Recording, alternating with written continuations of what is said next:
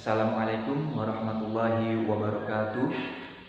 Anak-anakku yang saya sayangi, gimana kabar kalian hari ini? Semoga baik-baik saja dan sehat-sehat semua ya.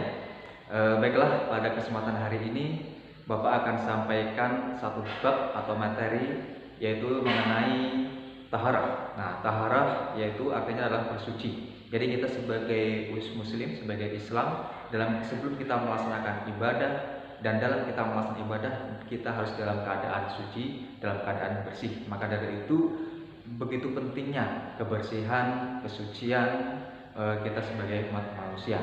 Di papan tulis ini sudah Bapak tuliskan, yaitu bab 7 ya, mengenai taharah. Taharah ini adalah bersuci.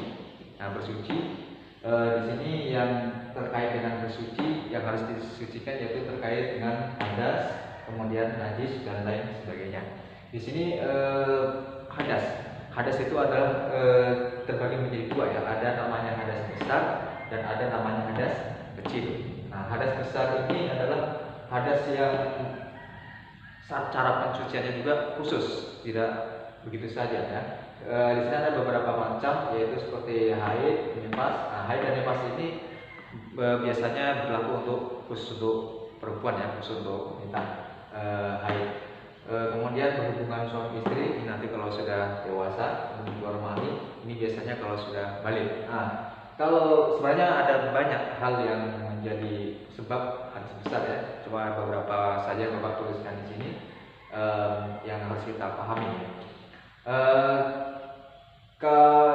Ini semua adalah sebab-sebab terjadinya hadas besar. Cara mensucikannya yaitu dengan mandi wajib. Nah, mandi wajib itu mandi besar ya, menguasai sekujur tubuh dengan niat mandi wajib.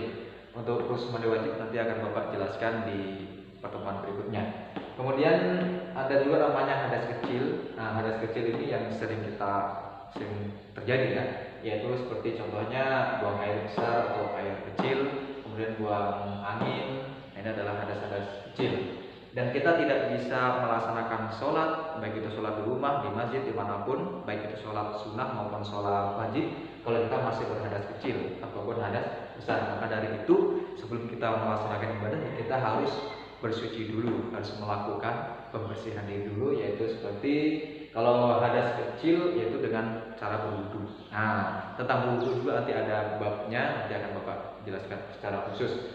Ini adalah hadas besar dan hadas kecil. Kemudian ada juga namanya najis ya. Najis ini adalah merupakan kotoran ya. Terbagi beberapa bagian, yaitu ada najis mukhaffafah atau najis ringan. Najis ringan ini adalah najisnya, contohnya air kencingnya seorang bayi yang masih kecil ya, bayi yang mungkin sekitar umur 2 tahun yang belum pernah makan apa-apa kecuali air susu ibunya. Cara mensucikannya mudah, cukup dibersihkan saja dengan air, sudah suci. Kemudian najis mutawasithah. Nah, ini najis mutawasithah ini adalah najis yang sering kita jumpai dalam kehidupan sehari-hari. Yaitu najis sedang ya. Najis mutawasithah ini adalah najis sedang, yaitu seperti bangkai, seperti nanah atau darah, kotoran manusia dan kotoran hewan dan lain sebagainya. Banyak contohnya. Di sini Bapak tuliskan pakai saja ya. Dan nanti silakan kalian cari di luar apa-apa yang termasuk najis sedang ya. Najis mutawasithah ini ada dua, ada najis hukmiyah, ada najis ainiyah ya, najis yang terlihat dan najis yang tidak terlihat.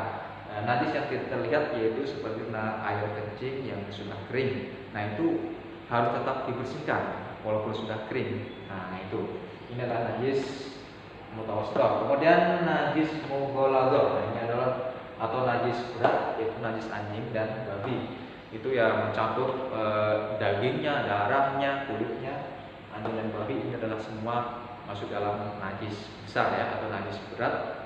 Dan cara mensucikannya ini dia harus dibasuh sebanyak 7 kali dengan air yang suci dan mensucikan. Di antara 7 kali itu menggunakan wudu. Nah, ini ya cara mensucikannya. Jadi beda dengan yang lain. Kalau najis mutawasithah, najis sedang, ini cara mensucikannya ya dibuang dulu kotorannya, kemudian dibasuh dengan air yang suci dan mensucikan. Nah, ini adalah beberapa hal yang terkait dengan taharah. Jadi kalian, kita semua itu harus diutamakan, harus diperhatikan benar-benar mengenai kesucian, mengenai kebersihan. Terus apa aja yang meliputi apa saja yang harus kita bersihkan, yang harus kita sucikan? Itu banyak, beberapa hal, yaitu pakaian kita yang kita pakai, yang kita kenakan ini harus bersih dan suci. Kemudian tempat kita untuk beribadah harus juga suci, bersih, dan hal-hal yang menempel di badan kita itu juga harus suci dan bersih. Karena kalau itu tidak suci, tidak bersih, nanti akan mengganggu kita dalam beribadah, terutama ibadah sholat. Nah itu ya, jadi itu harus benar-benar diperhatikan. Sekecil apapun jangan sampai ada najis di dalam kita beribadah. Nah, baik dalam beribadah maupun dalam kehidupan sehari-hari. Nah itu makanya ini penting, terutama bagi cowok biasanya itu, yang biasanya najis itu nempel di mana-mana, karena biasanya habis buang air kecil dia tidak dicuci. Nah ini kemudian nempel kemana-mana, ke celana, ini adalah najis. Jadi sepanjang hari dia akan tertempel dengan najis. Jadi perlu diperhatikan ya.